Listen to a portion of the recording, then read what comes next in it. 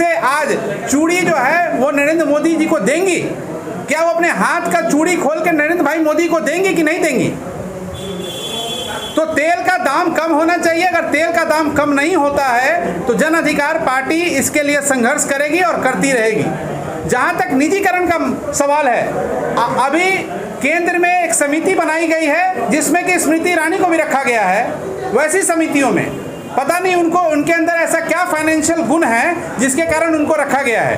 और एक निर्णय लिया गया है कि 1950 में जब 251 कंपनियों को मिला के LIC का गठन होता है, एक सरकारी कंपनी का गठन होता है। जब हमारा देश आज़ाद हुआ था तो करीबन 251 कंपनियां, अलग अलग बीमा की कंपनियां प्राइवेट थी और हमारे पूर्वजों ने उन सबों को जोड़ के एक LIC का गठन किया और आज सरकार उसको बेचने का काम कर रही है। उसका IPO लॉन्च करने की पूरी तैयारी है। अगर सरकार इसका IPO लॉन्च करती है तो सरकार को 1,71,000 करोड़ रुपए का मुनाफा होगा। वो पैसे किसके पास जाएंगे? वो पैसे उद्योगपतियों के पास जाएंगे। बैंक उनको कर्जा देगी और उसके कुछ महीनों के बाद उनको NPA साबित कर दिया जाएगा, नॉन प्रॉफिटेबल उनको साबित कर दिया जाएगा और उनके टैक्स को उनके लोन को माफ कर दिया जाएगा। विचित्र सी सरकार है। किसानों का KCC माफ करने के लिए आदरणीय नरेंद्र भाई मोदी के पास पैसा नहीं है, लेकिन अडानी, अंबानी और मोदी चौकसी का पैसा माफ करने के लिए LIC को बेचने का काम किया जा रहा है। आप निजीकरण की बात कर रहे हैं। जब UPA की सरकार थी उन्होंने हवाई जहाज, प्लेन का निजीकरण किया। मुझे बताइए कितनी निजी कंपनियां अभी भी बची हुई हैं? सब बर्बाद हो गई, सबकी सब बर्बाद हो चुकी हैं। एक मेट्रो चलती है धोला कुआं से दिल्ली एयरपोर्ट तक, वो रिलायंस के अंतर्गत है। मुझे बताइए कि वो आज तक रिलायंस ने कभी नहीं कहा कि वो प्रॉफिट में है। तो आप क्यों प्राइवेट करना चाहते हो? प्राइवेट कंपनियों के पास ऐसी कौन सी जादू की छड़ी है कि सरकार की जो कंपनियां हैं जो नुकसान में हैं उनके पास जाते ही प्रॉफिट में आ जाएगा? ये पूरी तरीके से उद्योगपतियों की सरकार है। गरीब को मारने के लिए है, गरीब को कुचलने के लिए है, किसानों की हत्यारी सरकार है। इस सरकार के पास कोई नीति, कोई काम नहीं है। ये सिर्फ इनका जुमलाबाजी का सरकार है। कहाँ गया 15 लाख रुपया? कहाँ गया 15 लाख रुपया? क्यों नहीं दिया आपने 15 लाख रुपया किसी को? कहाँ गया काला धन? आज सरकार के पास कोई जवाब नहीं है और धड़ाधड़ कंपनियों को बेचने का काम कर रही है। चाहे वो सेल हो, चाहे LIC हो, चाहे सेंट्रल बैंक ऑफ इंडिया हो, कई बैंकों को भी बेचने का काम ये कर रही हैं। और नीतीश कुमार जी की बात करें तो हेलीकॉप्टर से बाढ़ का नज़ारा लेते हैं, हेलीकॉप्टर में बैठ के हवाई जहाज सर्वे करते हैं। लेकिन बंजरिया में क्या स्थिति है? एक घर से दूसरे घर, एक गांव से दूसरे घर जाने के लिए, गांव में जाने के लिए नाव की सुविधा भी सरकार नहीं दे पाई है। और जब ये बाढ़ खत्म हो जाएगा, जब दशहरा आएगा, दिवाली आएगा, तो एक रिपोर्ट बन के जाएगी कि हर प्रखंड में 10 को नाव दिया गया, फलाना फलाना चीज दिया गया और पूरे के पूरा कागज के ऊपर बाढ़ का घोटाला होगा। बिहार में बाढ़ केवल घोटाला करने का एक जरिया बन चुका है। आज ढाका में क्या हो रहा है? गोवाबारी बलुआ का कभी भी बांध टूट सकता है, लेकिन आज तक प्रशासन वहां जाती नहीं है। सुगौली सिकराना नदी के आसपास की क्या स्थिति है? वहां भी बाढ़ से लोग त्रस्त हैं। संग्रामपुर में क्या स्थिति है? वहां भी बाढ़ से लोग त्रस्त हैं। लेकिन एक जनप्रतिनिधि और एक अधिकारी बिहार सरकार का वहां नहीं जाता है। आप जनता दरबार लगाते हैं, वो खोखला दरबार है, वो पूरी तरीके से खोखला दरबार है। उस दरबार में कुछ नहीं होता है। उस दरबार में वही होता है कि जो सरकार के हित में रहेगा वही मुख्यमंत्री से मिलेगा।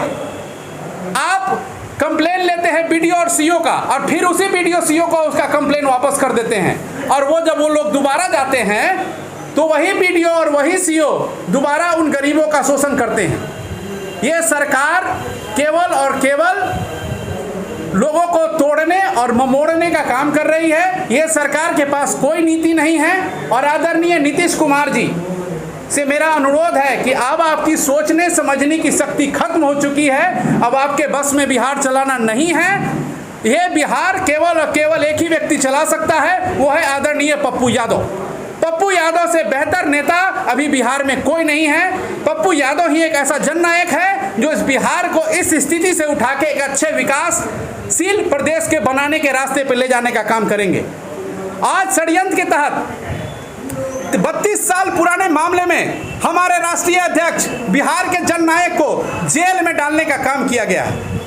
वहां सरकारी पीपी जज साहब के सामने कहते हैं कि हजूर ये 1993 से फरार हैं। मुझे ये बताइए, जब वो मधेपुरा से सांसद थे, जब उनको वाई श्रेणी की सुरक्षा दी गई थी, तो एसपी साहब को जब चिट्ठी जाता है कि फलाना एमपी फलाना सांसद जो है फलाने जगहों पर जाएगा, इतने बजे रात में यहाँ आराम करेगा, तो आप क्या भांग पी के सोए हुए थे एसपी साहब? जितने भी मधेपुरा और पूर्णिया के एसपी हैं उन पर कार्रवाई क्यों नहीं हुई?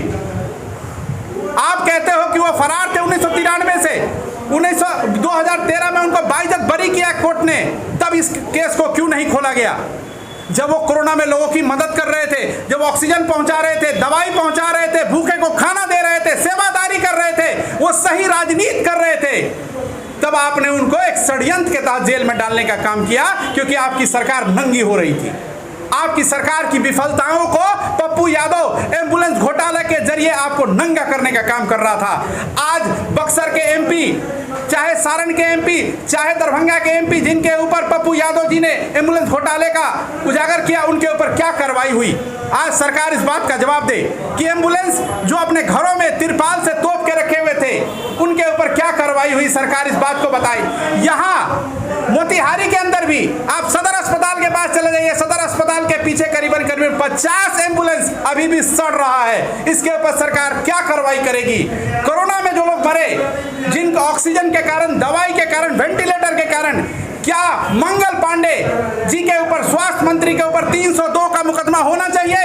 अगर पप्पू यादव कुछ गलत कर रहे थे तो उन्हें आपने जेल में डालने का काम किया, तो जो लोग मरे हैं इस बिहार में, क्या उनके ऊपर, स्वास्थ्य मंत्री के ऊपर और मुख्यमंत्री के ऊपर 302 का मुकदमा होना चाहिए कि नहीं होना चाहिए? सरकार इसके ऊपर जवाब दे। सरकार केवल और केवल हमें धर्म और जाति के ऊपर बांटना चाहती है। आज हमारे उत्तर प्रदेश के मुख्यमंत्री जी कहते हैं कि हम जो है जनसंख्या नियंत्रण बिल लाएंगे। आपने तो 4 साल शहरों के नाम बदलने में और रामलला के नाम पे जमीन हड़पने में लगा दिया हजूर, और आज आपको जनसंख्या नियंत्रण की याद आ रही है? 4 साल में आपने क्या किया, पहले ये बताइए आप। 4 साल में ऐसी कौन सी योजनाएं थी जो यूपी के लोगों के घर घर तक पहुंचा, गरीबों के घर घर तक पहुंचा? उन योजनाओं की चर्चा क्यों नहीं करते हैं आप? और हमारे पंचायती राज के मंत्री सम्राट चौधरी जी कह रहे हैं कि पंचायती राज में 2 बच्चों वाला कानून लागू करेंगे। मैं उनसे पूछना चाहता हूं कि क्या बिहार के सदन में जितने भी विधायक और एमपी हैं, जिनके 2 से ज्यादा बच्चे हैं, क्या वो पहले इस्तीफा करेंगे? और जिनको 1 बच्चा है, क्या सरकार उन्हें नौकरी की गारंटी देती है? पहले इसका जवाब दीजिए, उसके बाद आप इसको पंचायती राज में लेके आने का काम करेंगे।